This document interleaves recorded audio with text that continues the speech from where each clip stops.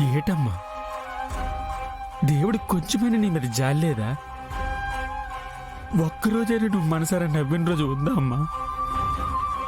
ఒక్కరోజైనా నీకు ప్రశాంతంగా గడిచిన రోజు ఉందా అమ్మా? లక్ష్మమ్మ, నీ విలువీలకి అర్థం కావట్లేదు. కళ్ళు కనిపించవో లేక ఆలోచించే జ్ఞానం ఇవ్వలేదో నాకు అర్థం కావట్లేదు. అహంకారంతో ఏది మంచో ఏది చెడో తెలుసుకోలేకపోతాడ్రమ్మా. దేవతలు చూసుకోవలసిన నిన్ను ఎట్టా చూసుకుంటాండ్రు? ఈయన మారమ్మా. నీ మీద చేసేసుకునే ఇల్లు పుట్టుకతలు ఉంటాయా? పండు, అలా అనకు.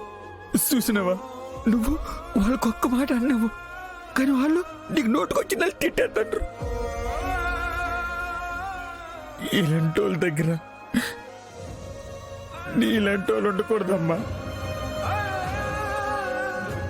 నువ్వు వీళ్ళకి ఏహర్ బాబుకి ఎంత చేసినా వీళ్ళకి తెలియదమ్మా. ఈ యమునమ్మ గారు కూడా ఈయన మాటలకు మారిపోయో ఏటో ఏం జరిగిందో ఉలుకు పలుకు లేకుండా చూస్తా ఉన్నారమ్మా. పండు, యమునమ్మ గురించి ఏమీ అనొద్దు.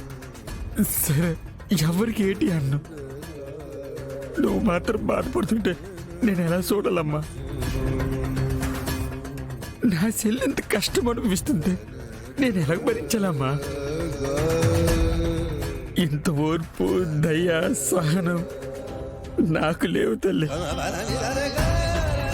పురాణాల్లో సీతాదేవి గురించి విన్నాను, కానీ అలాంటి సీతమ్మ నా కళ్ళార చూస్తానమ్మా.